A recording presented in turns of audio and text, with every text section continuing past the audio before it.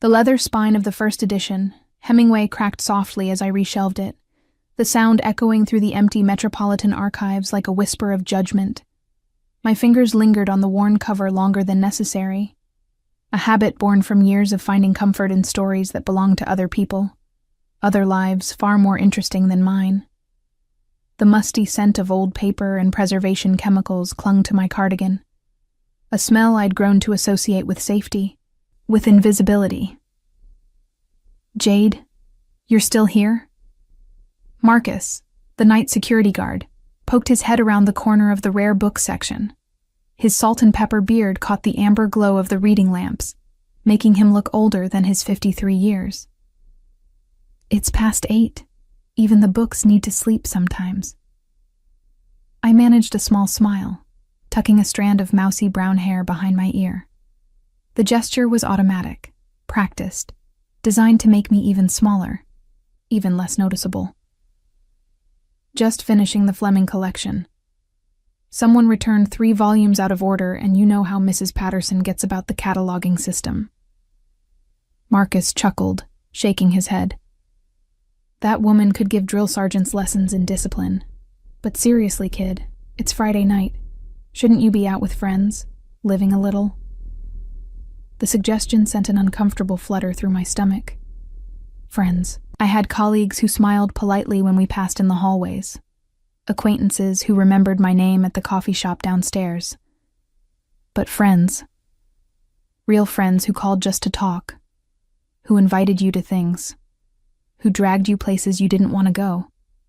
I'm fine here, I said, turning back to the shelf to hide the flush creeping up my neck. Besides, I have plans tomorrow. It wasn't entirely a lie. I had plans to reorganize my apartment's bookshelves, to finally finish that historical romance I'd been reading in fragments for the past month, to maybe, if I felt particularly brave, walk past the building where he might be. Where he always was on Saturday afternoons, according to the patterns I'd observed over 3 years of careful, shameful watching. But Marcus was already retreating, his footsteps fading into the labyrinth of stacks, leaving me alone with the weight of my own pathetic routine. I pulled my phone from my pocket, the screen lighting up to reveal a message from my college roommate, the closest thing I had to a friend. Riley, birthday girl, we're picking you up at 10. No excuses. Dress code, something that doesn't scream librarian. My thumb hovered over the keyboard, ready to type out another polite refusal. Another excuse about early mornings or headaches or the fictional sick aunt I'd invented sophomore year. But something stopped me. Maybe it was the date glowing at the top of the screen, a stark reminder that I was turning 24 in less than 4 hours. Maybe it was the way Marcus had looked at me, with that mixture of pity and concern that made me feel like a specimen under glass. Or maybe it was the memory that always lurked at the edges of my consciousness, waiting for quiet moments like this to surface. 3 years ago, in a subway station that smelled of urine and desperation, when rough hands had grabbed my purse and I'd been too frozen to even scream. The sound of footsteps, quick and purposeful. The blur of a man in an expensive suit moving with the fluid grace of a predator. The crack of bone meeting bone. The thief crumpling to the ground. My purse returned to my shaking hands. And him. Dominic Valenti. I hadn't known his name then. Not until I'd seen his face weeks later in a newspaper article about a new nightclub opening in Tribeca. But I'd known other things. The exact shade of his eyes, darker than espresso but somehow warmer. The small scar that bisected his left eyebrow, barely visible unless you were close enough to count his breaths. The way he'd looked at me for exactly 3 seconds, his gaze assessing, cataloging, dismissing, before he'd walked away without a word. He hadn't recognized me. Why would he? I was nobody. Nothing. Just another helpless woman in a city full of them. He'd probably saved a dozen people that week alone. Forgotten them all by breakfast the next day. But I hadn't forgotten him. Me. What kind of something? Riley's response was immediate, as if she'd been waiting for any sign of weakness. Riley. The kind that makes strange men buy you drinks. I'm thinking the red dress we bought you for graduation that you've never worn. 10 p.m. sharp. And Jade? This is happening whether you like it or not. Sophia and I already have a key to your apartment, remember? I did remember. I'd given it to them freshman year during a flu scare, and they'd never returned it. A fact that had seemed touching at the time and now felt ominous. The rest of my shift passed in a blur of reshelving and cataloging. Tasks my hands performed on autopilot while my mind spun through increasingly anxious scenarios. Would I embarrass myself? Would I say something stupid? Do something awkward? Confirm everyone's suspicions that I was better suited to dusty archives than actual human interaction?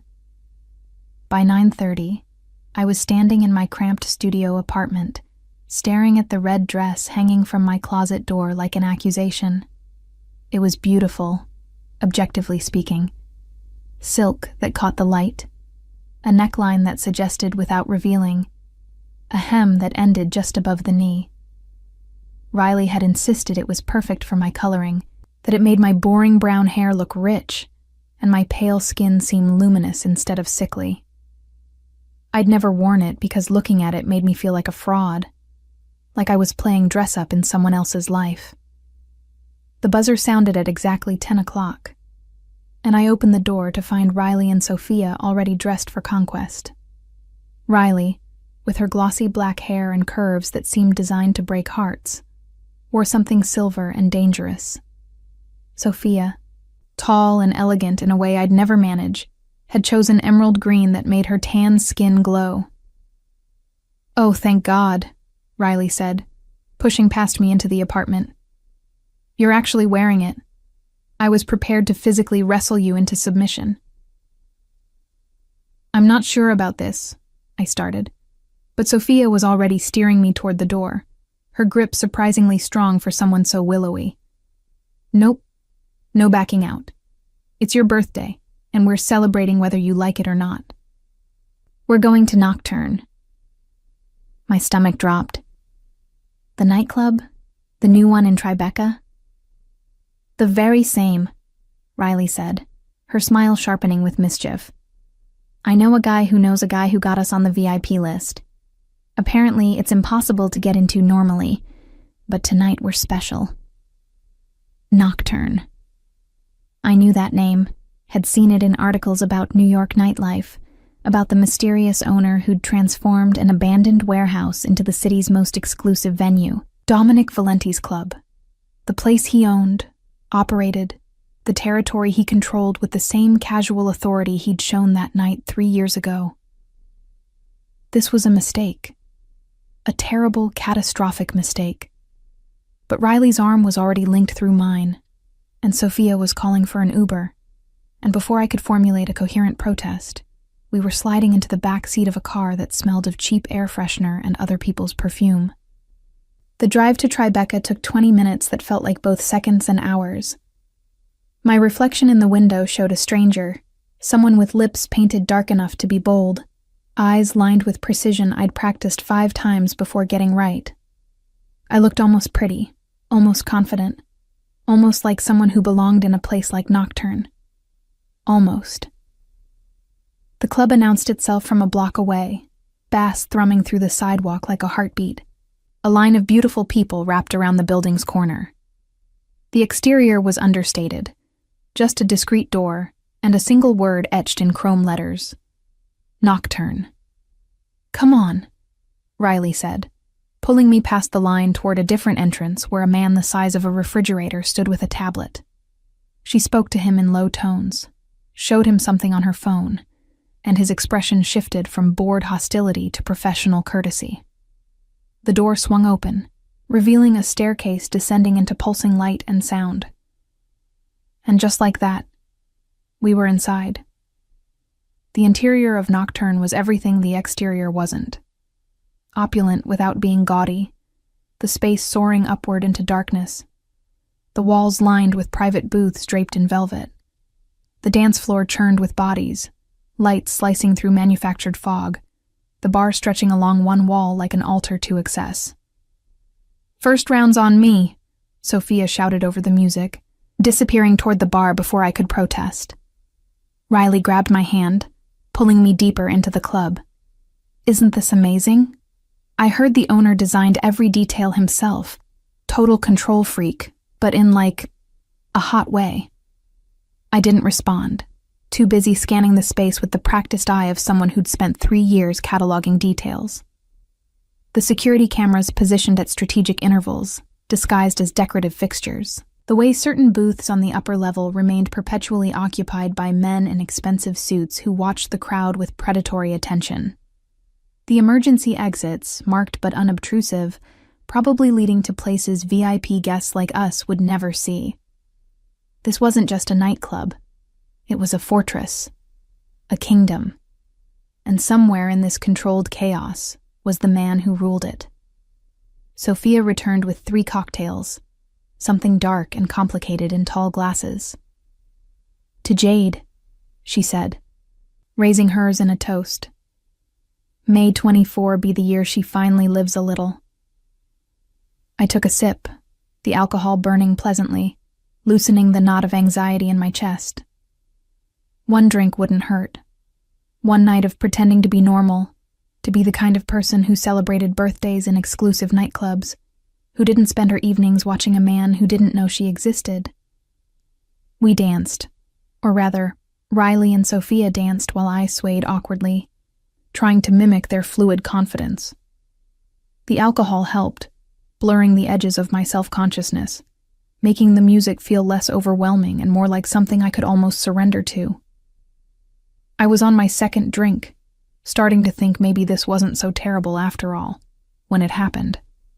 My purse, the small leather crossbody I'd bought specifically because it was supposed to be secure, slipped from my shoulder as I turned. I lunged for it, but someone bumped into me, and it skittered across the floor, disappearing under a table in one of the private booths. Shit, I muttered, dropping to my hands and knees, the music suddenly too loud, the lights too bright. I crawled under the table, my dress riding up, my dignity evaporating with each undignified shuffle forward. My fingers closed around the purse's strap, just as shoes appeared in my peripheral vision. Expensive shoes. Italian leather so soft it probably cost more than my monthly rent. My gaze traveled upward, past tailored trousers, past a shirt that fit with the precision of custom tailoring, past a jawline that could cut glass, to eyes the exact shade of dark espresso I'd cataloged in my memory 3 years ago. Dominic Valenti stood over me, his hand extended not in offer of help, but in expectation. And in that hand, held between his fingers like evidence, was my purse. The purse I'd dropped. The purse he'd apparently retrieved before I could. The purse that contained, tucked in its inner pocket, the diary I'd been keeping for 3 years. The diary filled with pages and pages of observations, of memories, of letters I'd written and never sent. Letters addressed to him, confessing every shameful detail of my obsession, my pathetic, consuming love for a man who didn't know I existed. Our eyes met, and I watched comprehension flicker across his face as his fingers found the zipper, as he began to open it, as he froze. Time fractured into fragments, each second stretching like taffy, as I watched Dominic Valenti's fingers pause on the zipper of my purse. From my undignified position on the floor, still half-crouched beneath the table, I could see the exact moment curiosity shifted into something harder in his expression. His thumb moved, sliding the zipper open with deliberate slowness, and I felt my entire world tilt on its axis.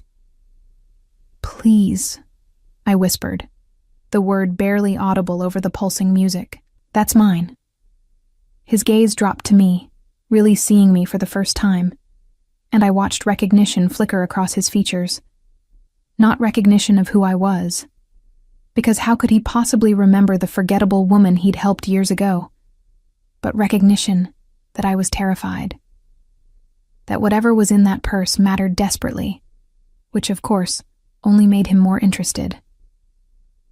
"You dropped it," he said, his voice a low rumble that I felt in my chest despite the bass thrumming through the floor.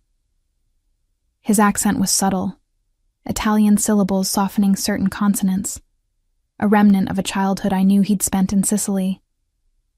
Not because he'd told me, but because I'd read it in the profile piece the Times had published last year.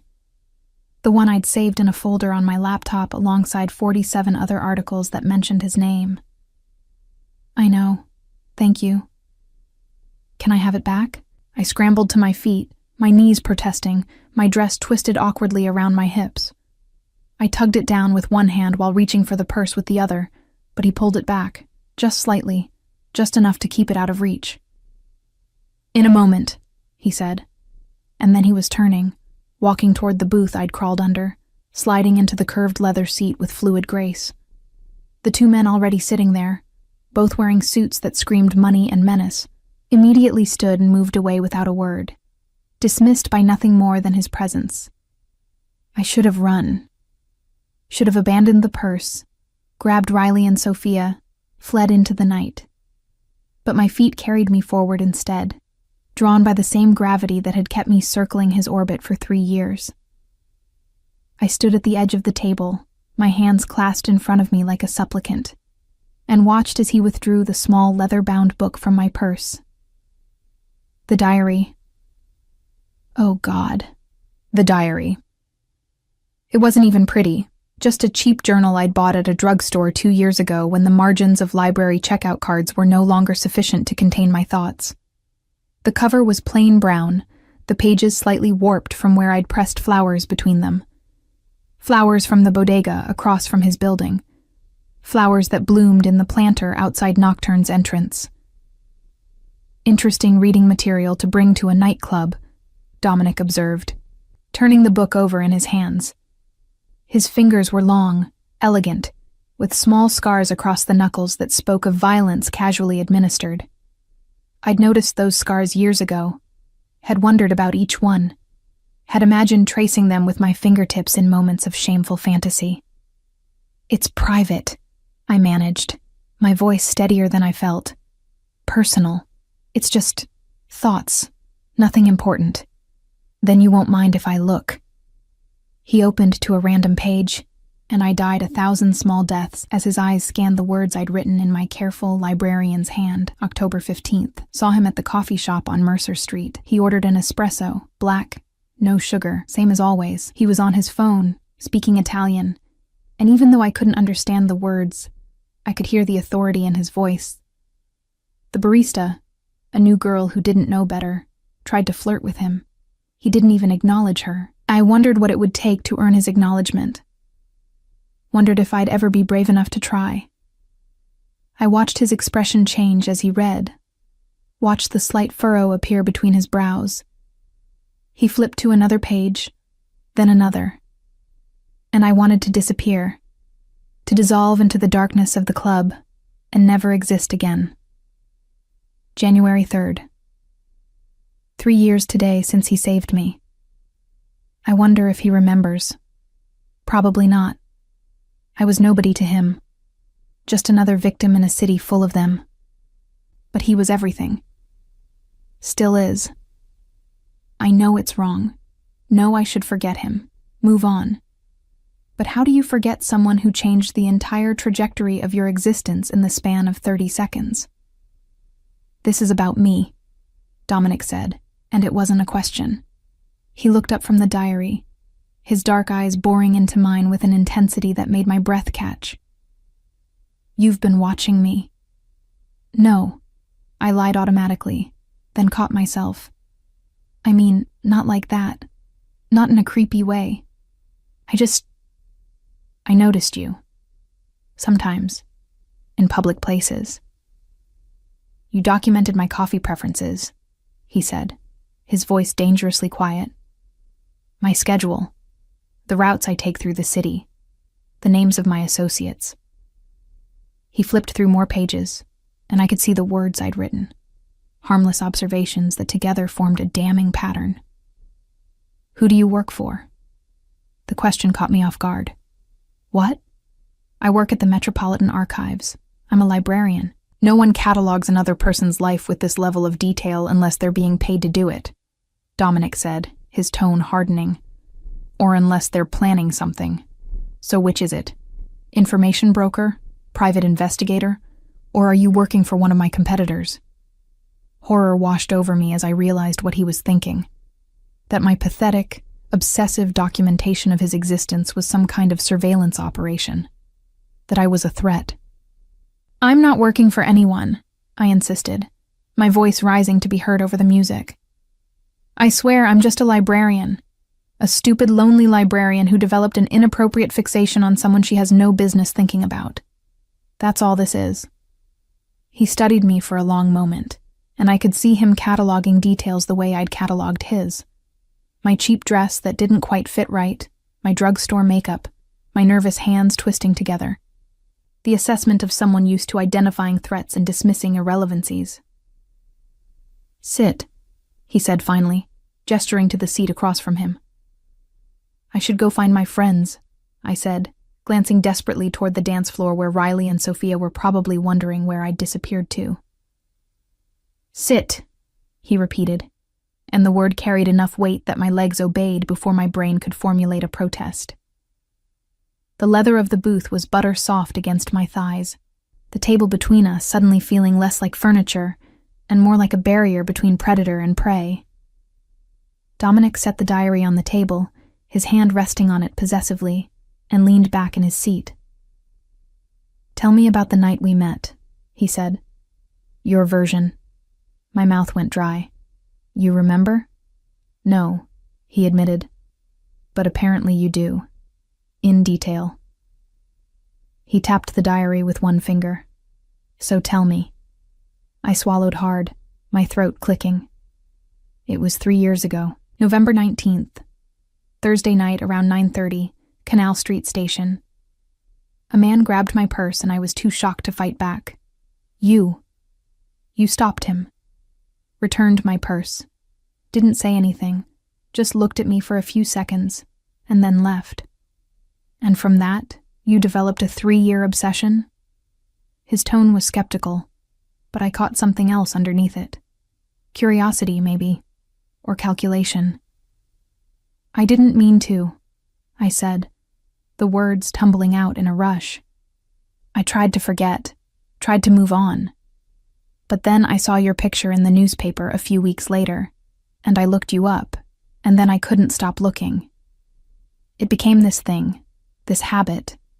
I'd walk past your building on my way home from work even though it was out of my way. I'd read articles about your businesses.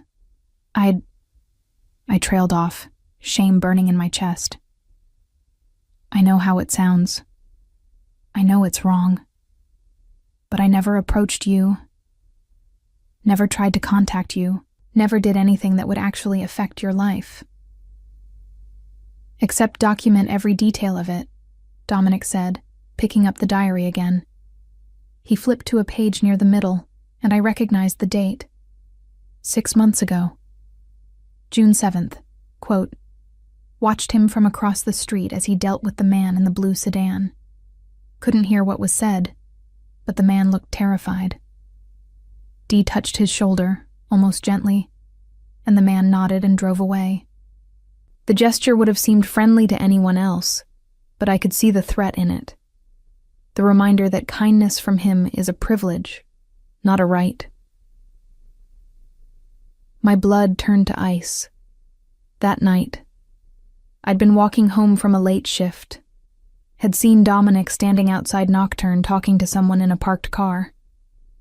I'd stopped in a doorway across the street, watching, and even from a distance I could sense the tension in the interaction. What else did you see that night? Dominic asked, his voice soft in a way that made my survival instincts scream. Nothing, I said quickly, too quickly. Just what I wrote. I kept walking after a minute, went home. He was quiet for a long moment, studying me with those dark, unreadable eyes. Then he pulled out his phone, typed something, and set it face down on the table. Here's what I think, he said, his tone conversational, almost friendly. I think you're telling the truth about being a librarian. The detail orientation, the careful documentation, the social awkwardness. It all fits. But I also think you've seen and heard more than what's in this diary. Things you didn't write down because some part of you knew it was dangerous. I don't know what you're talking about, I whispered. The man in the blue sedan, Dominic continued as if I hadn't spoken. He owed me a significant amount of money. He was also considering testifying against me in an ongoing investigation. That conversation you witnessed was me convincing him that neither option was in his best interest. I didn't hear anything, I insisted. I was too far away. Perhaps, Dominic allowed. But you were there. You saw. And now I have to decide what to do about that. The threat in his words was unmistakable, and my hands began to tremble. I would never tell anyone. I haven't for 3 years, have I? Everything I know, everything I've seen, it stayed in that diary. Just observations. Just my thoughts. Thoughts that could be very valuable to the right people, he said. The district attorney, for instance. Or the FBI. Or any number of my competitors who would pay well for the kind of detailed surveillance you've been conducting. It's not surveillance. The words burst out of me, louder than intended. Several people at nearby tables glanced over, and I lowered my voice to an urgent whisper. It's not surveillance. It's just pathetic stalking by a lonely woman who developed a crush on someone completely out of her league. That's all it is. Dominic's phone buzzed on the table. He glanced at it, his expression darkening, then looked back at me. Stay here, he said, sliding out of the booth. Don't move, don't leave, don't talk to anyone. I'll be back in 5 minutes, and we're going to continue this conversation. My friends, I started, but he cut me off. We'll be fine without you for a few minutes. Stay. He picked up the diary, tucking it into his jacket pocket, and walked away, disappearing into the crowd with the ease of someone who owned every space he occupied. I sat frozen in the booth, my mind racing. I should run. Should grab Riley and Sophia and flee while I had the chance. But something kept me pinned in place, some combination of fear and that same magnetic pull that had kept me orbiting his life for 3 years. A woman appeared at the table, tall and elegant in a dress that probably cost more than my monthly salary. Mr. Valenti asked me to keep you company, she said, sliding into the seat he'd vacated. Her smile was polished and professional, but her eyes were calculating. I'm Natasha. I manage the VIP services here at Nocturne. I'm fine alone, I said, but she didn't move. He insisted, Natasha said, and I understood that I was being guarded, kept in place. Would you like another drink? Something to eat? I'd like my purse back, I said, realizing for the first time that Dominic had taken it with him along with the diary. I'm sure Mr. Valenti will return it shortly, Natasha said, her tone suggesting the subject was closed. We sat in uncomfortable silence, the music pounding around us, and I watched Natasha watch me, cataloging, assessing, reporting back through some invisible channel to her employer. I'd become a specimen under observation, a problem to be analyzed and solved. When Dominic returned exactly 5 minutes later, he wasn't alone. The man with him was older, maybe 50, with silver threading through dark hair and eyes that had seen too much. He wore a suit as expensive as Dominic's, but carried himself with the relaxed confidence of someone who'd moved beyond needing to prove anything. Jade Winters, Dominic said, and hearing my full name in his voice sent a shiver down my spine. This is Marcus Bellini. He has some questions for you. Marcus slid into the booth beside Natasha, who immediately stood and left without a word. He smiled at me, friendly and warm, but I could see the predator beneath the pleasant exterior. Ms. Winters, he said, his voice carrying a heavier Italian accent than Dominic's. I've just had a very interesting conversation with the head of security at the Metropolitan Archives. Lovely woman, Mrs. Patterson. She had glowing things to say about you. Very dedicated employee. Always punctual. absolutely trustworthy with sensitive materials. My stomach dropped. They'd called my boss. They'd reached out to my workplace within 5 minutes of learning where I worked. She also mentioned, Marcus continued, that you have security clearance for the restricted collections, access to historical documents that are not available to the general public. Is that correct? Yes, I whispered. But I would never. Of course not, Marcus said smoothly. That wasn't my implication.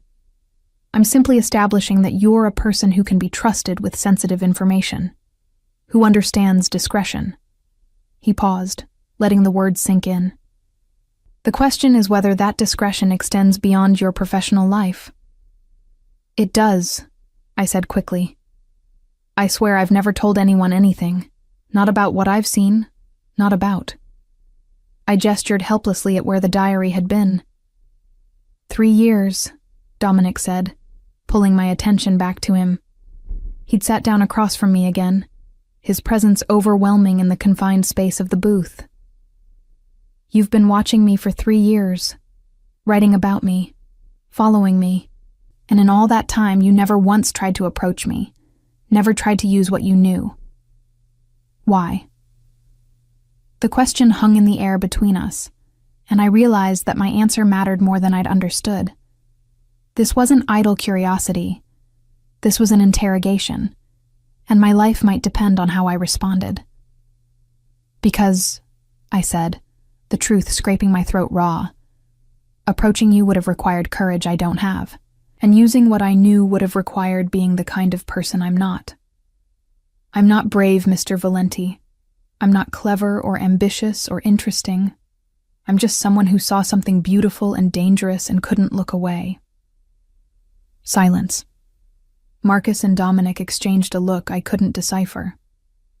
Beautiful, Dominic repeated, something shifting in his expression. You think I'm beautiful? Heat flooded my face. That's what you got from that? I just confessed to 3 years of stalking you, to documenting your life, to potentially witnessing God knows what illegal activities. And you're stuck on the word beautiful? A smile tugged at the corner of his mouth, gone so quickly I might have imagined it. I'm stuck on the fact that you're either the best actress I've ever met, or you're telling the truth. She's telling the truth, Marcus said, his tone certain. I've interrogated enough liars to know one when I see one. This one? He gestured at me almost fondly. Couldn't lie to save her life. Which presents a different problem, Dominic said, his gaze never leaving mine.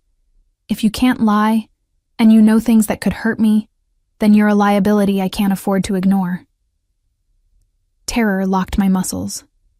This was it. The moment where my pathetic obsession, my stupid, shameful watching got me killed. I thought of Riley and Sophia, probably still dancing, wondering where I'd gone. Thought of my tiny studio apartment with its carefully organized bookshelves. Thought of all the stories I'd never finish reading. However, Dominic continued, and I dared to breathe again. You're also potentially an asset. Someone with your attention to detail, your discretion, your ability to observe without being noticed. That could be useful. I blinked, confusion cutting through fear. Useful how? That remains to be determined, he said, pulling my purse from his jacket and setting it on the table between us. For now, consider this a probationary period. You're going to keep doing exactly what you've been doing, working at the library, living your life. But now, you're going to do it with my explicit knowledge and permission. I don't understand, I said, though some part of me did. Some part of me that was already cataloging the implications. You're going to work for me, Dominic said, his tone making it clear this wasn't a request. Part-time when I need you. Observing, documenting, reporting back. And in exchange, I'm going to ensure your safety. Because now that I know about you, Ms. Winters, others might soon know as well. And I protect what's mine. Mine. The word echoed in my ears, a claim, and a cage all at once. "And if I refuse?" I asked, though we both knew the answer. His smile was sharp enough to draw blood. "You won't." The business card Dominic pressed into my palm felt heavier than it should. Thick cardstock with raised lettering that spelled out a name and a phone number. Nothing else. No company, no title, just the essential information rendered in elegant simplicity. I stared at it as Marcus and Dominic stood, the two men towering over me in my seated position. "Call that number tomorrow," Dominic said. "Someone will give you instructions." "Tomorrow's Saturday," I said stupidly, as if that mattered, as if the normal rhythms of the work week held any meaning in whatever world I'd just stumbled into. "I'm aware," Dominic replied, his tone dry. "The instructions will be simple. Follow them precisely." They left me there in the booth, surrounded by the pulsing chaos of Nocturne, my purse returned but my diary still in Dominic's possession. Collateral, I realized. Insurance that I would comply. I found Riley and Sophia right where I'd left them, dancing with a group of men who melted away as I approached. Riley took one look at my face, and her expression shifted from tipsy joy to concern. "What happened? You look like you've seen a ghost." "I need to go home," I said, my voice flat. "I'm sorry. I know it's my birthday, but I can't. I need to leave." Sophia exchanged a glance with Riley, some silent communication passing between them. "Okay," she said simply. "Let's get you home." The ride back to my apartment passed in a blur. Riley and Sophia peppered me with questions I couldn't answer, concern giving way to frustration when I remained silent. By the time we reached my building, they'd given up, extracting only a promise that I'd text them in the morning to let them know I was okay. I wasn't okay. I didn't sleep that night, instead lying on my bed fully dressed, staring at the ceiling and replaying every moment of the encounter. The way Dominic's fingers had looked holding my diary, the certainty in his voice when he'd claimed me as his, the understanding that my life had fundamentally changed in the span of 30 minutes. At some point, exhaustion pulled me under, and I woke to harsh afternoon sunlight streaming through my curtains and my phone buzzing insistently on the nightstand. An unknown number. My hands shook as I answered. "Hello?" "Ms. Winters." The voice was female, crisp and professional. "Mr. Valenti has requested your presence at his residence this evening at 7.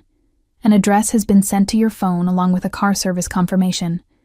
The driver will arrive at your building at 6:30. Dress code is business casual. Do you have any questions?"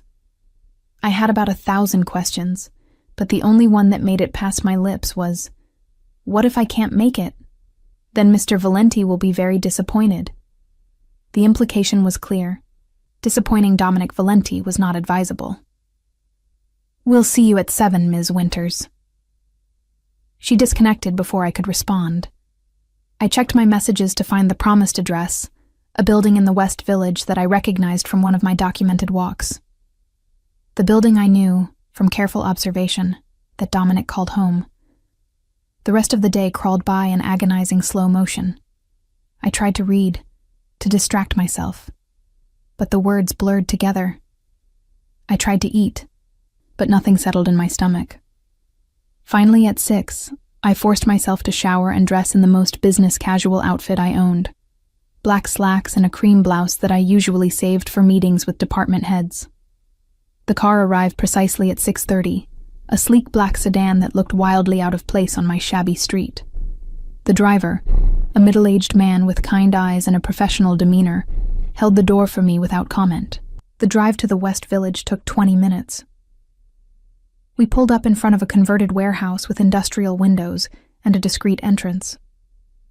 The driver came around to open my door, gesturing toward the building. "Top floor," he said. "The elevator code is 1119. The date we'd met. The date of the subway rescue." My hands went cold. The building's lobby was minimalist and modern, all concrete and steel with strategic lighting that made the space feel expensive rather than industrial. The elevator was the kind that required a code, and when I entered the numbers, it rose smoothly, without stops, directly to the penthouse. The doors opened onto a private foyer, and Dominic stood there waiting, dressed in dark jeans and a white shirt, with the sleeves rolled to his elbows. Casual in a way I'd never seen him, but no less commanding for it. "Ms. Winters," he said, gesturing for me to enter.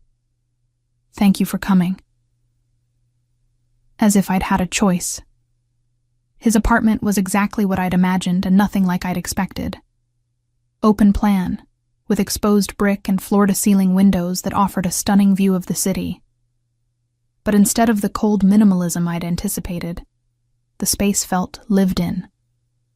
Books lined custom shelves, their spines worn from reading. Art covered the walls, pieces I recognized from my studies. Original works worth more than most people's houses. "Wine?" Dominic asked, moving to a kitchen that looked like something from an architectural magazine. "I don't drink," I lied, then caught myself. "I mean, not usually, not much." He poured 2 glasses anyway, red wine that probably cost more than my weekly grocery budget, and handed one to me. "Sit," he said, gesturing to a leather sofa that faced the windows. I perched on the edge of the seat, the wine glass cradled in my hands. Dominic sat across from me in a matching chair, close enough to maintain the intimacy of conversation, far enough to avoid crowding. "I've read your diary," he said without preamble, cover to cover. Twice. Mortification washed over me in waves. "I'm sorry you had to do that. Don't apologize." He took a sip of his wine, his gaze never leaving my face. It was illuminating. "You have a gift for observation, Ms. Winters. Details most people would miss, patterns most people wouldn't recognize. You documented my life with the precision of a detective or a historian." "A stalker," I corrected miserably. "Let's call it what it is. If you were a stalker, you would have done something with the information. Tried to insert yourself into my life. Sought attention or profit." He leaned forward slightly. "But you didn't. You just watched and wrote and kept it all to yourself." "Why?" "Because the reality would have ruined the fantasy," I said, the words escaping before I could stop them. "As long as I just observed from a distance, I could imagine you were someone I could actually know. Someone accessible. Someone who might—" I cut myself off, heat flooding my face. "Someone who might what?" Dominic prompted, his voice softer than I'd heard it. "Someone who might see me," I finished quietly. "Really see me, not just look past me like everyone else does." The silence that followed felt heavy with meaning I couldn't decipher. Dominic set down his wine glass and stood, walking to the windows. The city spread out below him, lights beginning to twinkle as dusk settled over Manhattan. 3 years ago, he said, his back to me, I stopped a mugging in a subway station, returned a purse to a woman who looked terrified. I remember thinking she reminded me of something fragile, a bird with a broken wing. My breath caught. He did remember. I walked away because that's what I do, he continued. I don't get involved in people's lives, don't form attachments, don't allow weakness. He turned to face me, and the look in his eyes made my heart stutter. And then, yesterday, I found out that the broken bird had been circling my orbit for 3 years, documenting my existence, writing love letters she never intended to send. They weren't love letters, I protested weakly. No. He crossed to a side table and picked up my diary, which had been sitting there waiting. He opened to a page I recognized by the pressed flower tucked between the entries. December 24th, quote, watched him leave flowers at a grave in Queens. It was sleeting, and he stood there for 20 minutes, just standing. I wanted to offer an umbrella, to provide some small comfort, but I couldn't. Instead, I picked up one of the flowers that blew away from the grave and pressed it in these pages. A piece of his grief, preserved. I know it's wrong, but I wanted to carry some part of his pain so he wouldn't have to bear it alone. He held up the page, showing me the dried rose I'd pressed there, and I felt tears prick my eyes. "That's not a love letter?" Dominic asked, his voice rough. "What would you call it?" "A delusion," I whispered. "A fantasy written by someone too pathetic to have a real relationship." He closed the diary carefully and set it aside. "Tell me about your relationships, Jade. How many have you had?" The use of my first name sent a shiver through me. "That's not relevant." "Humor me." I took a large sip of wine, needing the liquid courage. "One. In college. It lasted 6 weeks. He broke up with me because I was too intense and not intense enough at the same time. Whatever that means. And since then, nothing," I admitted. "I work, I read, I go home. That's my life. Except for the walking past my building, the documenting my schedule, the pressing flowers from my mother's grave. His mother. I'd guessed that from the dates, from the frequency of his visits, but hearing it confirmed made the violation of my observation feel even worse. "I'm sorry," I said again, meaning it. "I know it's invasive. I know it's wrong. If I could take it back—" "I don't want you to take it back," Dominic interrupted, and the words hung in the air between us, impossible and dangerous. "I want you to explain it. Make me understand how someone becomes so fixated on a stranger that they organize their life around glimpses and observations." How could I explain something I barely understood myself? "You saved me," I tried. Not just from the mugger, but from invisibility. For 30 seconds, you looked at me like I mattered, like I was worth protecting, and I've been chasing that feeling ever since. That's not healthy, Jade. "I know," I said, setting down my wine glass before I dropped it. "Believe me, I know. I've told myself 1,000 times to stop, to delete the diary, to take a different route home, but I couldn't. You became this bright spot in my gray life, and I couldn't let it go." Dominic moved then, crossing the space between us and sitting on the sofa beside me. Not touching, but close enough that I could smell his cologne, feel the warmth radiating from his body.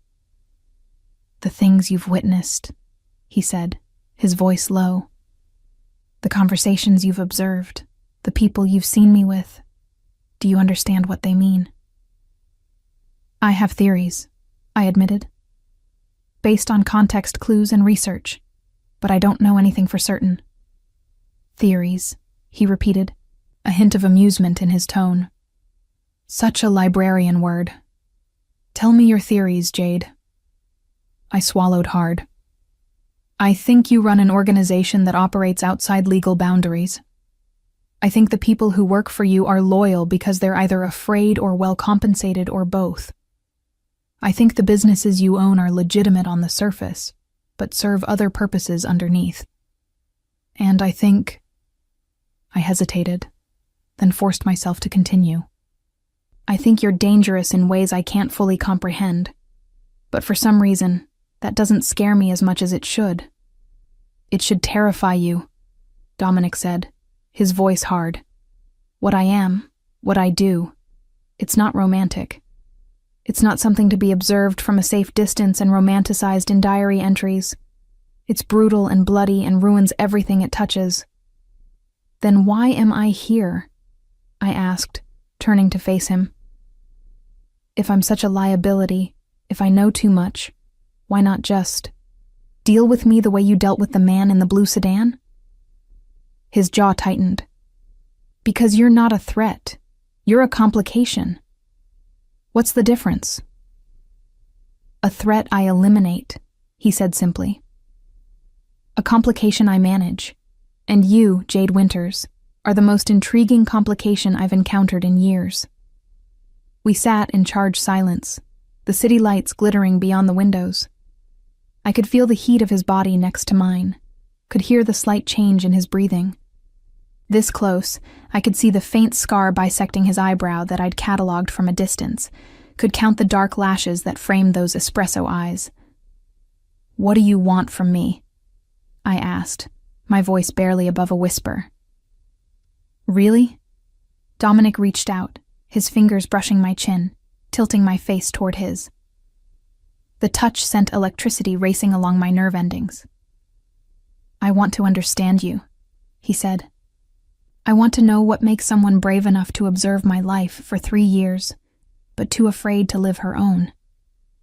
I want to know if this obsession of yours is real, or if proximity will shatter the illusion." His thumb traced my jawline, a touch so gentle it felt like a question. "And I want to know if you truly understand what you're getting into by entering my world." "I don't," I admitted, my heart hammering against my ribs. "I don't understand any of this. But I want to." His eyes searched mine for a long moment, and I saw something shift in their depths. A decision being made, a line being crossed. "Then let's make a deal," Dominic said, his voice dropping to that dangerous whisper I'd heard him use on the phone when he didn't know I was listening. "You work for me. Officially. You use those observation skills, that attention to detail, to help me with certain situations that require discretion. In exchange, I'll give you what you've been seeking: access, understanding, the reality behind the fantasy you've built." "And if the reality disappoints me?" I asked. His smile was sharp and knowing. "Then at least you'll be free of this obsession. You can move on with your life knowing exactly what you were wasting 3 years watching." It was a deal with the devil, and we both knew it. But I was already nodding, already agreeing, already crossing a threshold I could never step back over. "Okay," I whispered. "I'll do it." Dominic's hand fell away from my face, and he stood, the moment of intimacy vanishing as quickly as it had appeared. Back to business, back to control. "Good," he said. "We start Monday. Someone will contact you with your first assignment. For now." He picked up my diary and held it out to me. "This is yours. I've had copies made for security purposes, but the original belongs to you." I took it, the leather warm from his hands, and clutched it to my chest like a shield. "Thank you." "Don't thank me yet," Dominic said, his expression unreadable. "You have no idea what you've just agreed to." He walked me to the elevator, maintaining a careful distance that felt like both protection and rejection. As the doors began to close, he spoke one last time. "Jade? That night in the subway? I remember thinking you had the saddest eyes I'd ever seen, like you'd already given up on something essential." The door slid shut on his next words, but I could still hear them, echoing in my mind. "I'm going to find out what it was." Monday morning arrived with the inevitability of a deadline. I went through my routine at the library with mechanical precision, reshelving returned books, processing new acquisitions, avoiding Mrs. Patterson's penetrating gaze whenever possible. She knew something had changed. I could see it in the way she watched me, cataloging my distraction with the same careful attention I'd applied to Dominic's life. The text came at 2:17 p.m., interrupting my lunch break. "Unknown number. You have a package at the front desk. Collect it immediately." The package was a slim manila envelope with my name typed on the label. No return address, no identifying marks. I waited until I was alone in the break room to open it, my fingers clumsy with anxiety. Inside was a new phone, sleek and expensive, and a single card with typed instructions. "This is your work phone. Keep it on you always. Memorize this number: 212-55-0147. Delete this card after reading. Someone will call you at 6 p.m. with your first assignment. Do not discuss this with anyone." I stared at the phone for a long moment, the weight of it in my palm feeling like an anchor pulling me under. I could stop this, could throw the phone away, block the numbers, tell Dominic I'd changed my mind, but the memory of his thumb tracing my jawline stopped me. the promise of understanding, of finally being seen. The addictive possibility that maybe, just maybe, proximity wouldn't shatter the fantasy but make it real.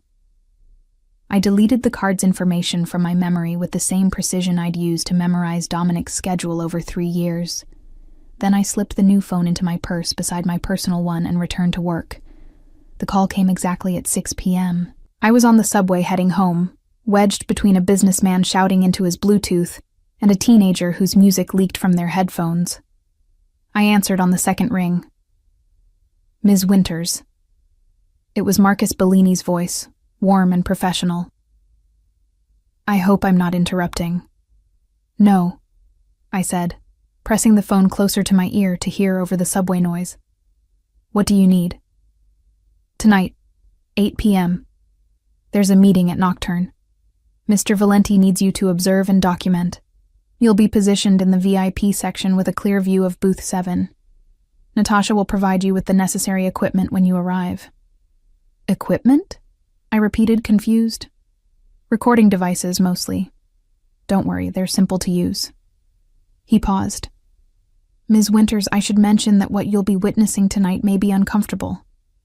If at any point you feel unsafe or wish to leave, there will be security personnel nearby. Simply tell them you need air, and they'll escort you out. The warning sent ice through my veins. What kind of meeting is this? The kind where we need an impartial observer, Marcus said. Someone who can document what's said without the bias of prior relationships. You're perfect for this, because you have no stake in the outcome. After he hung up, I sat frozen in my seat as the subway rattled through the tunnels. What had I agreed to? What was I walking into?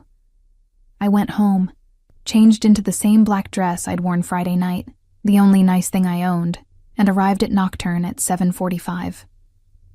Natasha was waiting at the VIP entrance, her professional smile firmly in place. Right on time, she said, leading me through a private corridor I hadn't known existed. We emerged in a small room overlooking the main club, separated from the noise by thick glass. Through the one-way mirror, I could see booth 7 clearly. Natasha handed me a small device that looked like an expensive pen. Voice recorder, she explained. It will pick up audio from the booth through this. She pointed to what looked like a decorative speaker mounted on the wall. High directional microphone. You'll hear everything they say. Your job is to take notes on the conversation. Not word-for-word transcription, but key points. Names, numbers, agreements reached. Why not just record it? I asked. We are recording it, Natasha said. But Mr. Valenti values human interpretation, nuance, context. That's where you come in. She gestured to a laptop set up on the small desk. Take notes there. They'll be encrypted and sent directly to Mr. Valenti's secure server. She left me alone in the observation room, and I sat down at the desk, my hands trembling. This was surveillance. Real surveillance. Not my harmless watching from street corners. This was participating in whatever Dominic's business actually was. At precisely 8 p.m., people began arriving at booth 7. I recognized one of them from my observations. A heavy-set man in his 50s who always arrived at Nocturne in a Mercedes with diplomatic plates. The others were strangers, but they moved with the same confident arrogance of people used to power. Dominic arrived last, Marcus at his side. He slid into the booth with fluid grace, and even through the one-way glass, I could feel the shift in energy. Everyone deferred to him without question. The conversation that followed was exactly what Marcus had warned me about. Uncomfortable. There was talk of territory and percentage points, of shipments and routes, of officials who needed convincing and competitors who needed warnings. Nothing explicitly illegal, but the implications were clear to anyone listening. I took notes, my fingers flying over the keyboard, documenting the careful dance of negotiation happening below. The heavy-set man wanted something, concessions that Dominic was unwilling to grant. The tension escalated slowly, professionally, until the man made a mistake. He threatened Dominic. Implied that he had options, other allies who might be more amenable to his terms. The change in Dominic was instantaneous. He didn't raise his voice, didn't move abruptly, but something shifted in his posture. Something cold and deadly that made everyone at the table go still. "Let me be clear," Dominic said, his voice carrying perfectly through the microphone. "You have no options. No allies who wouldn't sell you out the moment it benefited them. What you have is this: my patience, which is finite, and my goodwill, which you're currently exhausting." The heavyset man tried to backtrack, to smooth over the threat, but Dominic raised a hand, cutting him off. "We're done here," he said. "You'll accept my terms, or you'll find yourself explaining to your other allies why you're suddenly a liability instead of an asset. Those are your options." The meeting ended shortly after. I watched the men file out, the heavyset one looking pale and shaken. Dominic remained in the booth with Marcus, their heads bent together in quiet conversation. My phone buzzed. A text from the work number. "Come down to the booth." My legs felt unsteady as I made my way down from the observation room. The club was busy now. Bodies pressed together on the dance floor, the bass thrumming through my chest. The booth seemed miles away across that crowded space. Dominic watched me approach, his expression unreadable. Marcus stood as I arrived, offering me his seat with a polite nod before disappearing into the crowd. "Well?" Dominic asked, gesturing for me to sit. I slid into the booth, acutely aware of how close we were in the confined space. "I took notes like you asked. They're on the laptop." "I've already read them," he said. "You're thorough. Captured the important details without getting bogged down in irrelevant conversation."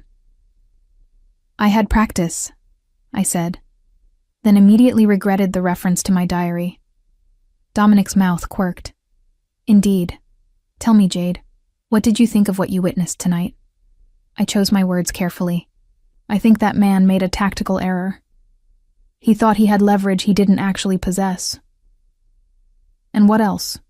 I met his gaze.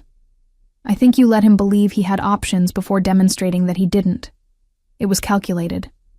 A lesson, not just for him, but for everyone else at that table. Something that might have been approval flickered in Dominic's eyes. You understand power dynamics." "I understand observation," I corrected. "And what I observed was a demonstration of control." "Does it bother you?" he asked. "Watching that? Being part of it?" I considered the question honestly. It should bother me. Should trigger some moral outrage, some instinct to report what I'd seen. But instead, I felt something else. Fascination. The same magnetic pull that had kept me documenting his life for 3 years.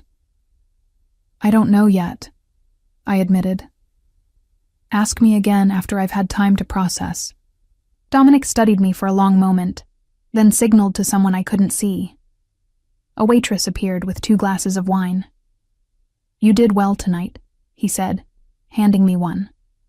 "Better than I expected for a first assignment." "What happens now?" I asked. "Now you go home. Tomorrow you go to work like normal. When I need you again, you'll receive a message." He paused. "Unless you want to leave now. Walk away from this arrangement. I'd understand." It was a test, I realized. A chance to prove I was committed, or an opportunity to escape. My answer would determine everything that came next. I took a sip of wine, letting the rich flavor coat my tongue. "I'm not walking away." "Why not?" Dominic asked, and I heard genuine curiosity in the question. "Because 3 years of watching you from a distance taught me nothing real," I said. "This, tonight, uncomfortable as it was, taught me more about who you actually are than all my observations combined. And I want to understand. Need to understand." "Even if understanding changes how you see me?" he challenged. "Even if the reality destroys whatever fantasy you've been holding on to?" "Especially then," I said, surprising myself with the certainty in my voice, because anything is better than the limbo I've been living in. This half-life of observation without participation. Dominic set down his wineglass, his gaze never leaving mine. You might regret that position, Jade. My world has a way of consuming people who enter it unprepared. Then prepare me, I said. Isn't that what this is? An education? His smile was slow and dangerous. Among other things. We sat in the booth for another hour, talking in the carefully neutral way of two people circling something neither was ready to name. Dominic asked questions about my work at the library, about the books I preferred, about the life I'd built in careful isolation. I asked questions about Nocturne, about the art on his apartment walls, about anything that didn't directly address the dangerous business I'd witnessed. When he finally walked me out to the waiting car, his hand settled at the small of my back, a touch that felt both possessive and protective. The same touch I'd observed him using with others, but now directed at me. Tomorrow night, he said, as I slid into the back seat. Dinner. My apartment. 7 p.m. It wasn't a question, but I answered anyway. I'll be there. As the car pulled away from Nocturne, I watched Dominic's figure recede in the rearview mirror, a dark silhouette against the club's lights. I'd crossed another threshold tonight, moved from observer to participant, from fantasy to dangerous reality. And despite everything I'd witnessed, every instinct screaming that I should run, I knew with absolute certainty that I would show up tomorrow night, and the night after that, and every night he asked me to. Because the broken bird he'd saved 3 years ago had spent all that time learning to fly in circles around him. Now she was being invited into the cage, and she was walking in with open eyes. The flowers arrived at the library Tuesday afternoon, delivered during the quiet lull between lunch and the after-work rush. Mrs. Patterson brought them to my desk personally, her eyebrows raised in speculation as she set down the crystal vase filled with white roses and something I didn't recognize.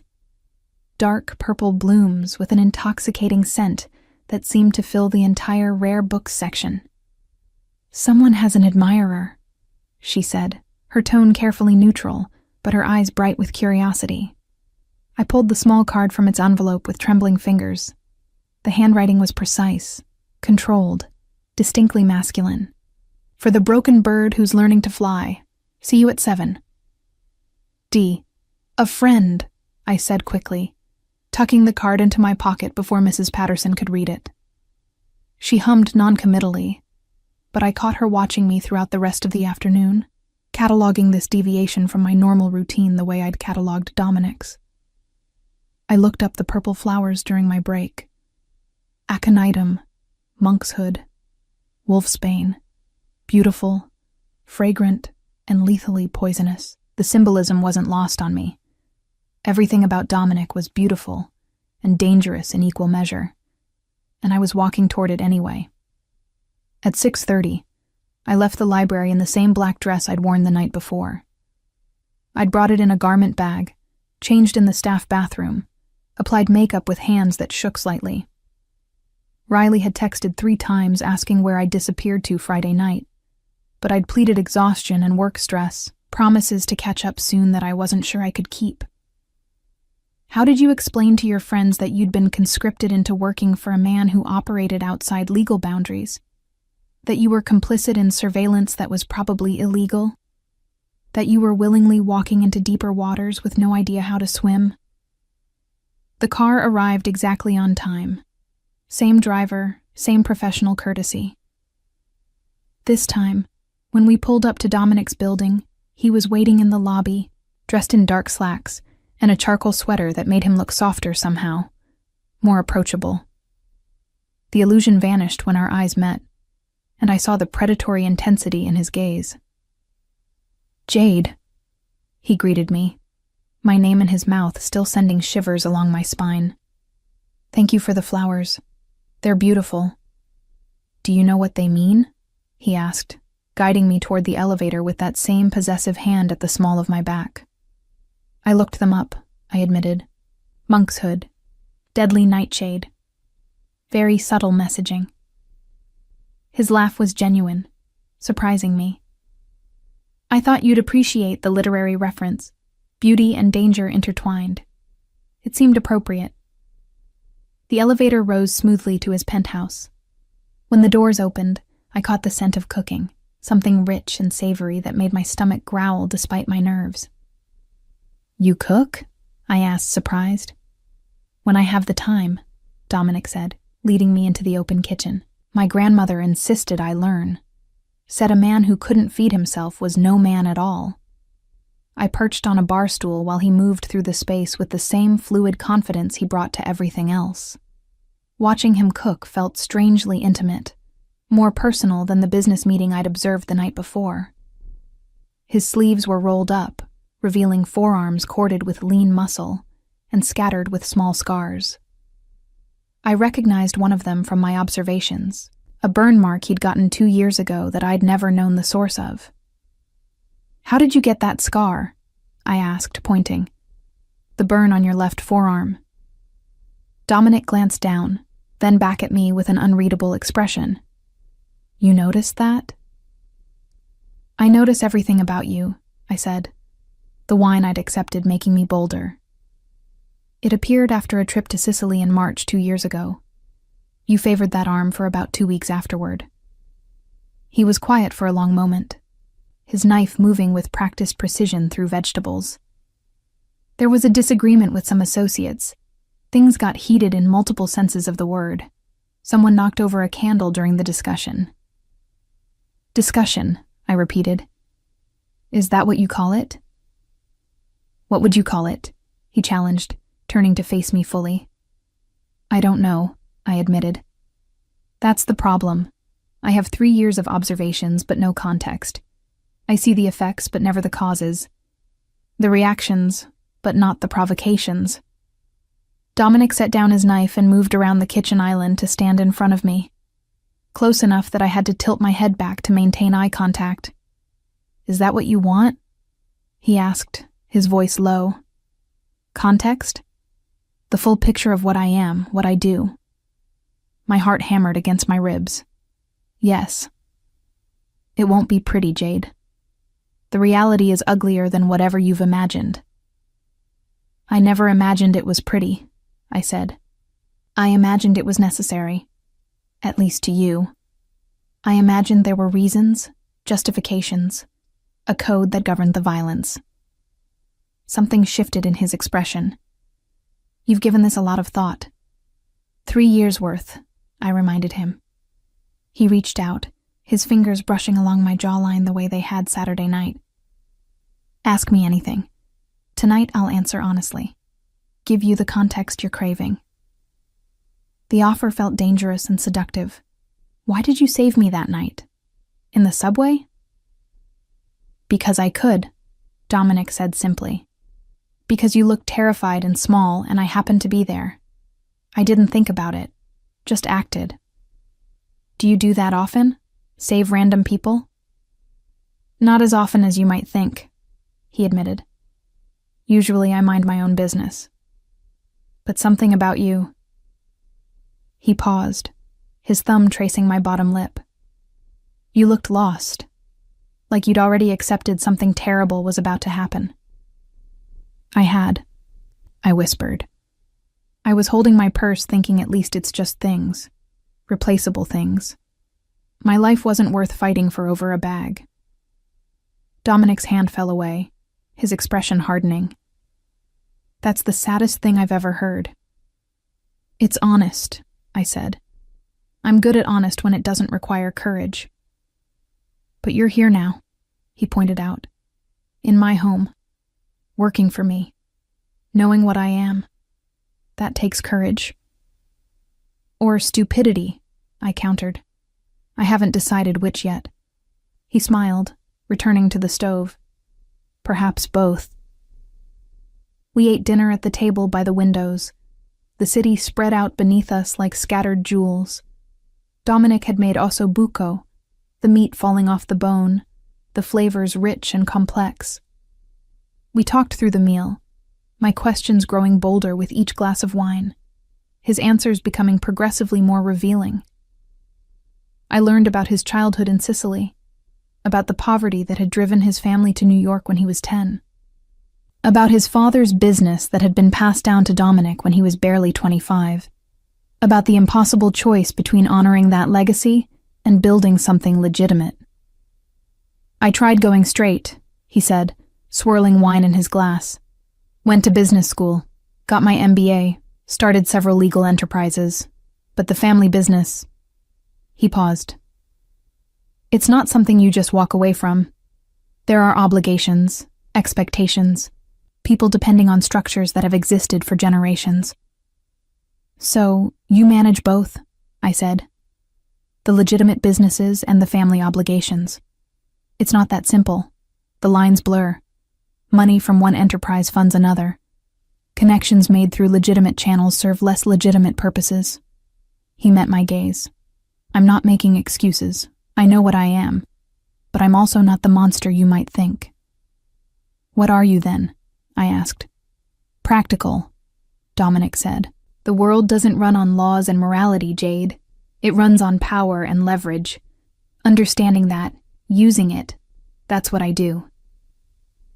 And last night, that meeting? A negotiation with someone who thought he could play in my world without paying the entry fee, Dominic explained. He wanted access to routes I control, wanted to use my infrastructure without compensating me fairly. I corrected his misconceptions. Through threats. Through clarity, he corrected. I made the reality of his position clear. What he does with that information is his choice. I absorbed this, turning it over in my mind. You see it as providing a service, structure and chaos.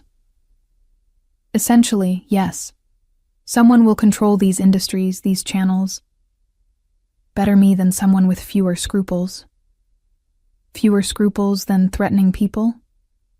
Dominic's smile was sharp. You'd be surprised how much worse it could be. I don't deal in human trafficking. Don't touch drugs that target children. Have rules about civilian casualties.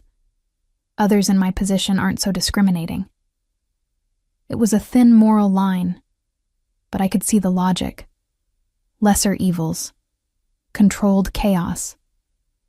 He was right that someone would fill these spaces. Maybe him being that someone, with his codes and boundaries, was better than the alternatives. You're not running, Dominic observed, watching me process. Not looking at me with disgust or horror. Why? Because I already knew, I said. Not the details, but the general shape of it. I chose to keep watching anyway. Chose to accept your offer. This is just confirmation of what I'd already accepted. He stood, moving to the windows. Come here. I joined him, standing close enough that our shoulders almost touched. The city sprawled beneath us, millions of lives being lived in ignorance of the structures that actually governed their world. See that building? Dominic pointed to a gleaming tower in Midtown. I own it, legitimately. Bought it with money made from Nocturne's profits. Inside are offices for dozens of small businesses, startups that couldn't afford Midtown rent otherwise. I keep the rates low, reinvest profits into the community. He pointed to another location. That neighborhood? Crime rate dropped 40% in the last 3 years because my people keep order. The police can't or won't, so we do. Is it legal? No. Is it effective? Yes.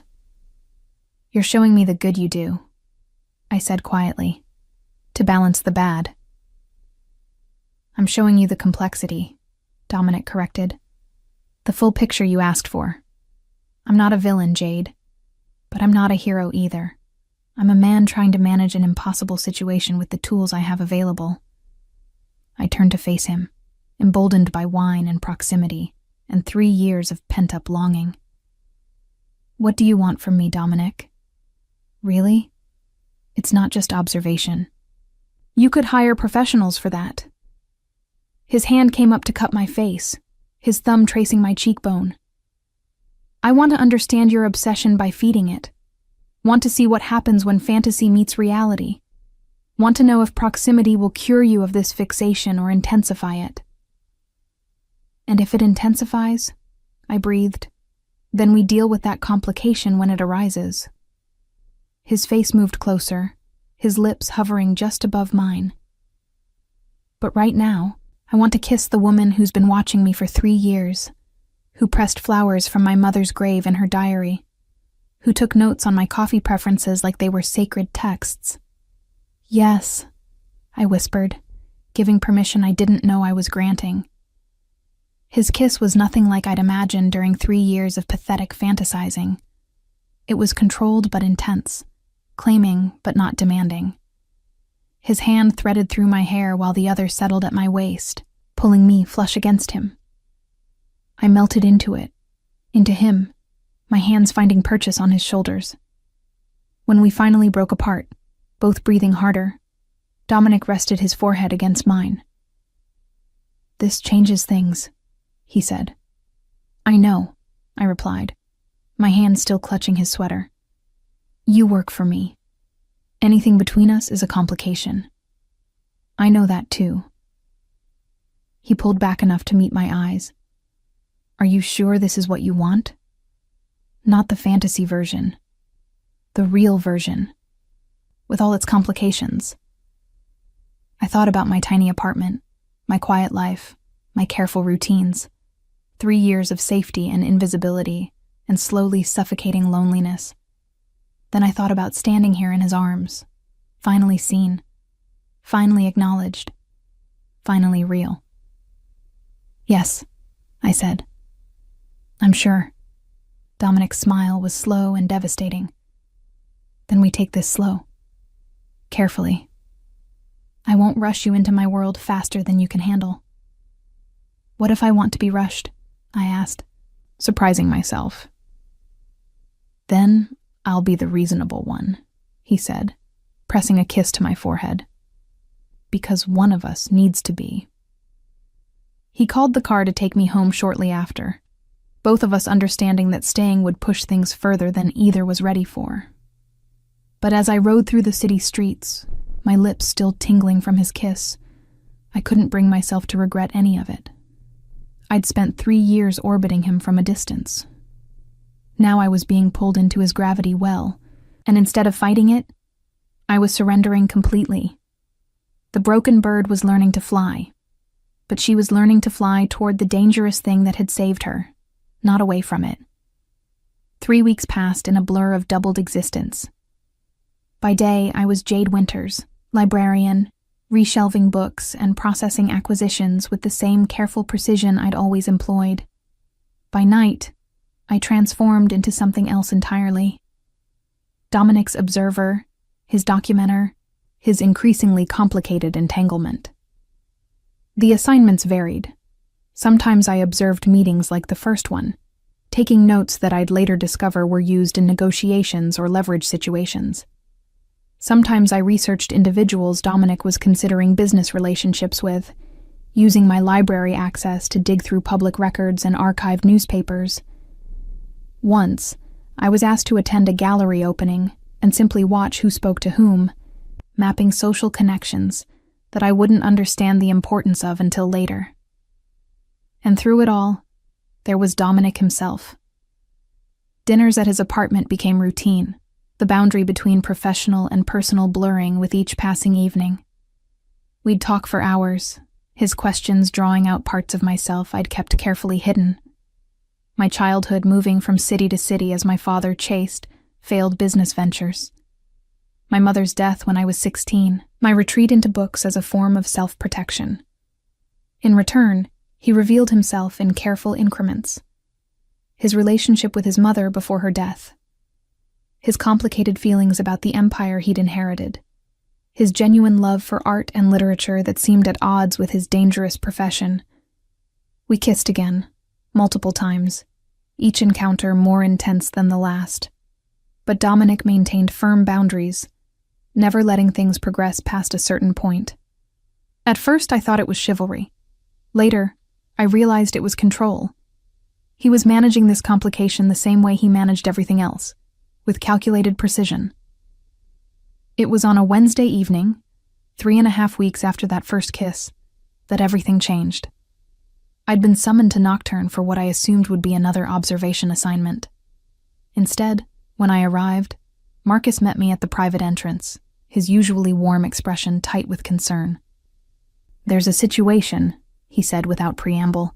"Mr. Valenti needs you upstairs immediately." The upstairs offices at Nocturne were territory I'd never accessed before. Marcus led me through a maze of corridors to a heavy door guarded by two men with visible weapons. They stepped aside at Marcus's nod, and I was ushered into what appeared to be a security control room. Dominic stood before a wall of monitors, his posture rigid with barely controlled fury. When he turned to face me, I saw an expression I'd never witnessed before. Not anger, but cold, calculating rage. "Tell me," he said, his voice dangerously soft, "about your friend Riley Chen." The question blindsided me. "What, Riley? She's my roommate from college." "Why?" "Because she's been asking questions," Dominic said. "About you. About where you've been spending your evenings. About the flowers I sent to your work. About the car service that picks you up." My stomach dropped. "She's just concerned. I've been distant lately, and she noticed." "She's not just concerned," Dominic interrupted, pulling up an image on one of the monitors. It showed Riley at a coffee shop, sitting across from someone I didn't recognize. "She met with a federal agent yesterday. DEA, an agent who's been building a case against me for 2 years. The room spun around me. "No, Riley wouldn't.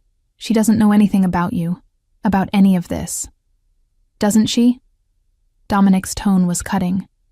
"You've been disappearing 3 nights a week, coming home at unusual hours, receiving expensive gifts.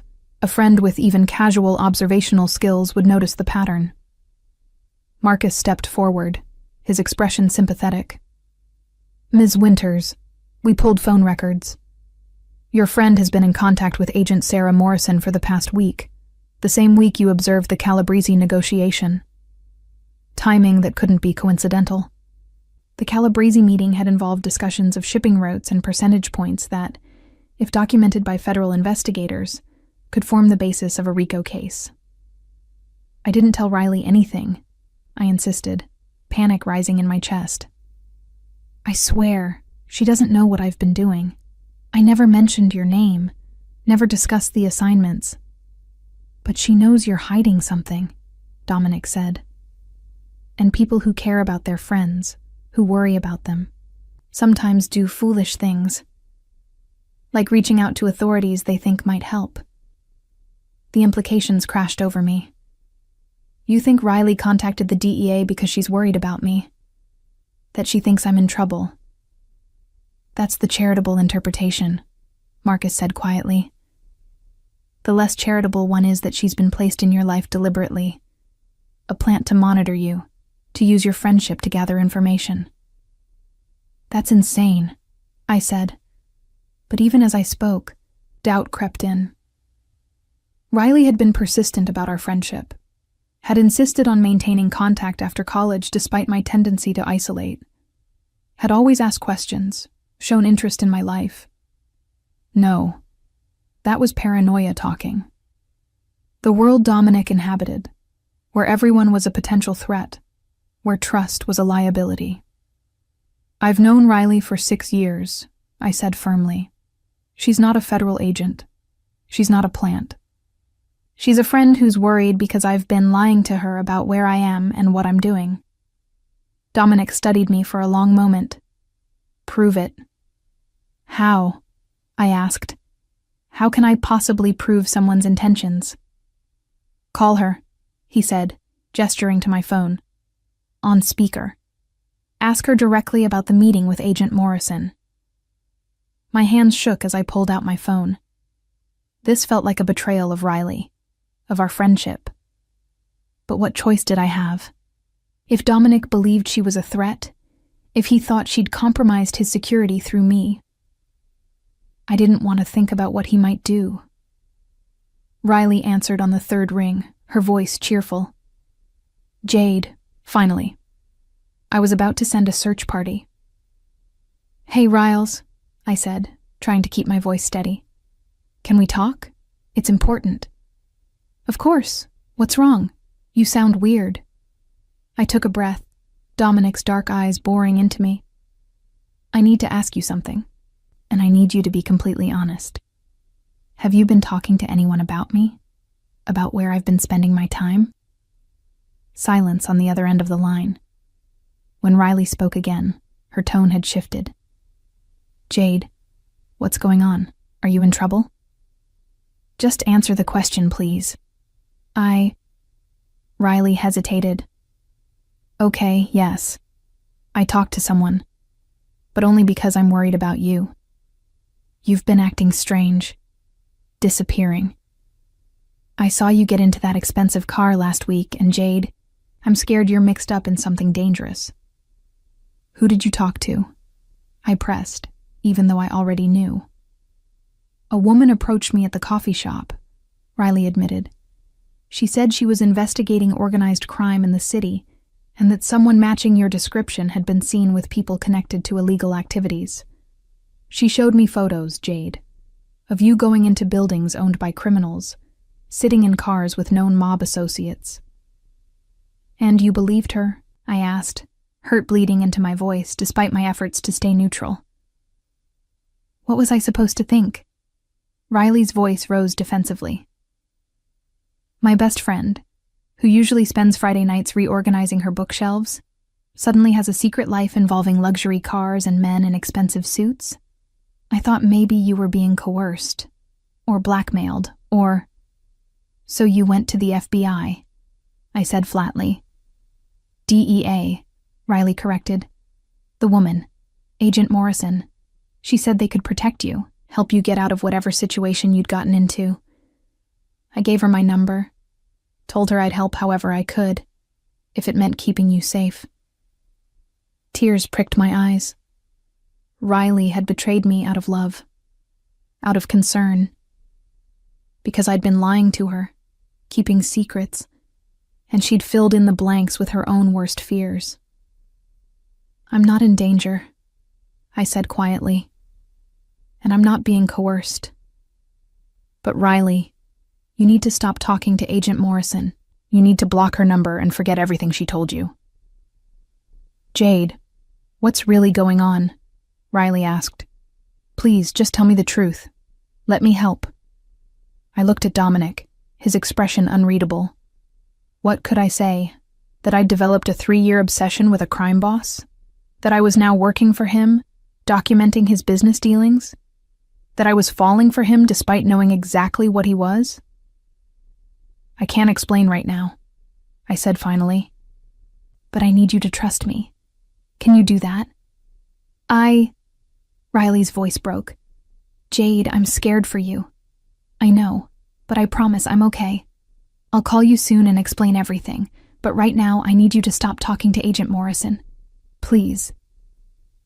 After a long pause, Riley agreed, though her voice was heavy with reluctance. I ended the call and set my phone down on the desk, my hands trembling. She was trying to protect me, I said to Dominic, not betray you. The distinction is academic, Dominic replied. She's compromised your security and mine. Agent Morrison now knows you have a connection to me. Knows you're aware enough of my activities to be worried about. That makes you a target for recruitment or pressure. What are you going to do? I asked, fear icing my veins. To Riley? Something flickered in Dominic's expression. Nothing. She's a civilian who made an understandable mistake out of concern for her friend. But you... He moved closer, his intensity overwhelming. You need to decide, Jade. Right now. Are you in this or not? Because there's no middle ground anymore. Agent Morrison will approach you eventually. When she does, you'll have to choose. Choose what? I whispered. Whether to cooperate with federal investigators or remain loyal to me, Dominic said bluntly. Whether the past 3 weeks have meant anything, or if they were just an extension of your fantasy. Whether you're brave enough to actually inhabit the reality you claim to want. I thought about my diary, still sitting on my bookshelf at home. 3 years of observations, of documented longing, of careful distance. I thought about the past 3 weeks, the dinners and conversations and stolen kisses, the sense of finally being seen, finally mattering to someone. And I thought about what loyalty to Dominic would mean. Complicity in activities that straddled legal boundaries. Potential criminal liability if everything fell apart. A life lived in shadows, always watching for threats, never entirely safe. If I choose you, I said slowly, what does that mean? Specifically? It means you're mine, Dominic said, the word carrying the same weight it had when he'd first used it. Under my protection, part of my world in every way that matters. It means when Agent Morrison approaches you, and she will, you decline to cooperate. It means trusting me to keep you safe from the consequences of that choice. And if things go wrong, if you're arrested or investigated or... I have lawyers who are very good at their jobs, he said. Contingency plans for every scenario. You'd be protected as best as possible. But I won't lie to you, Jade. There's always risk. Always the possibility that everything falls apart.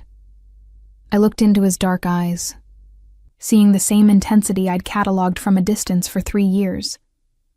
But now I understood what that intensity meant. The weight of command, of responsibility, of maintaining an empire built on violence and control. I choose you, I said, the words emerging with surprising certainty. I choose this. Dominic's expression softened infinitesimally. You're sure?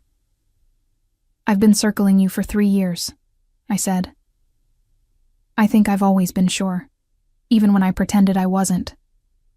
I just needed you to catch me. He kissed me then, fierce and claiming, his hands tangling in my hair.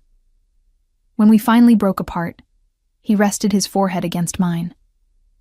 This isn't a fairy tale, Jade. There's no guaranteed happy ending. I know, I said, but at least it's real. At least I'm living instead of just observing. Marcus cleared his throat discreetly. Boss, we need to make decisions about Morrison. She'll escalate now that she knows the Winters connection. Dominic nodded, stepping back but keeping one hand at my waist. Put additional security on Jade. I want someone watching her apartment, her route to work, everywhere she goes, and run a full background on Morrison. Find out what she has, what she needs, what she wants. Already in progress, Marcus confirmed.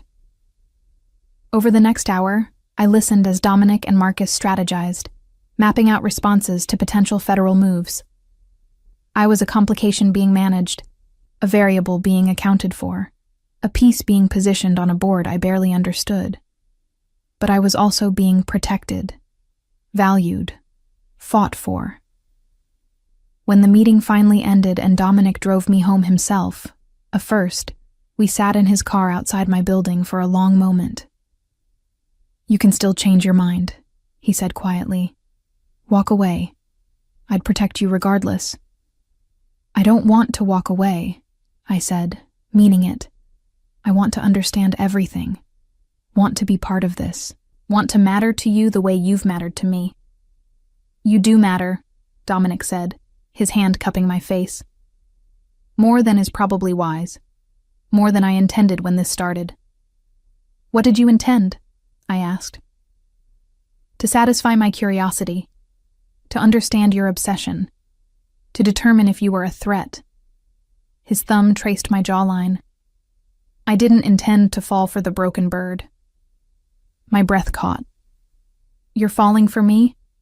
Have fallen, he corrected.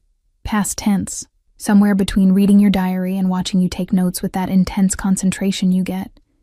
Somewhere between the first kiss and realizing you see me clearly and choose me anyway.